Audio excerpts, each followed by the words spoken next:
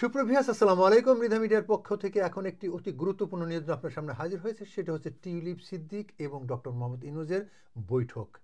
তাদের একটি বৈঠক হওয়ার কথা রয়েছে, অর্থাৎ টিউলিপ সিদ্দিক ডক্টর মোহাম্মদ ইউনূসের সাথে বৈঠক করতে চান। তিনি জানাতে চান যে তিনি নির্দোষ এবং তার বিরুদ্ধে যে অভিযোগ হয়েছে সেটি পারিবারিক প্রতিহিংসা এবং রাজনৈতিক প্রতিহিংসার কারণে।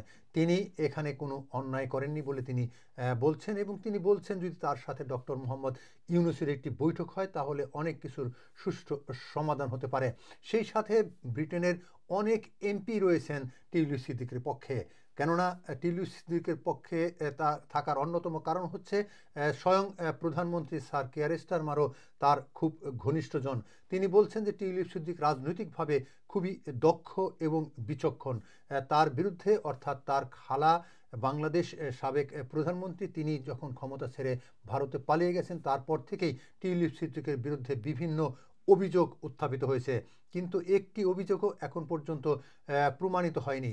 তাই পার্লামেন্টের অনেক এমপি টিউলিপ সিদ্দিকের পক্ষে রয়েছেন।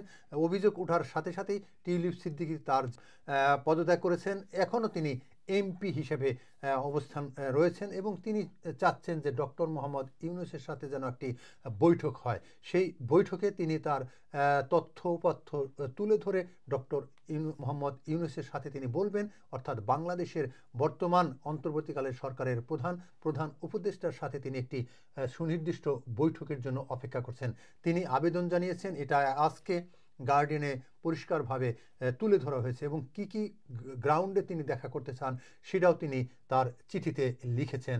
এখন কথা রয়েছে ডক্টর মোহাম্মদ ইউনূস 13 তারিখে ফিরে যাবেন এবং 12 তারিখে তিনি চার্লস কাছ থেকে একটি অ্যাওয়ার্ড গ্রহণ করবেন। সেই অ্যাওয়ার্ডটি হচ্ছে অত্যন্ত গুরুত্বপূর্ণ অ্যাওয়ার্ড, সেটা হচ্ছে চার্লস অ্যাওয়ার্ড। সেই অ্যাওয়ার্ডটি তিনি গ্রহণ করতেই লন্ডনে আসছেন এবং সরকারি সফরে আসবেন।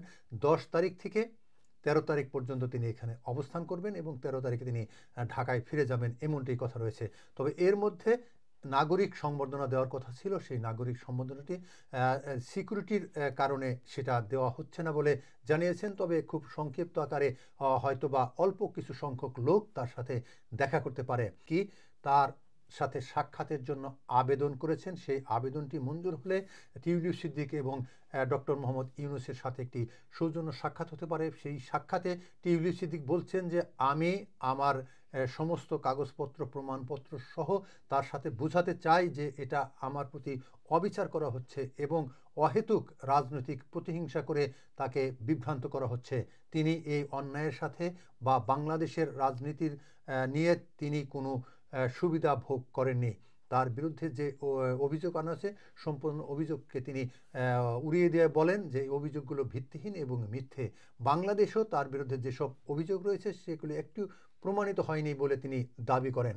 সুপ্রিয় ভিউয়ার্স, আজকে এ পর্যন্তই। শুধু জানবেন যে টিউলিপ সিদ্দিক এবং ডক্টর মোহাম্মদ ইউনূসের মধ্যে একটি মিটিং হতে পারে, কি হবে কি হবে না এখনও সুনিশ্চিত নয়। তবে এখনও আশাবাদী রয়েছেন টিউলিপ সিদ্দিক। তিনি বলছেন যে ডক্টর মোহাম্মদ ইউনূস তাকে সময় দেওয়া উচিত।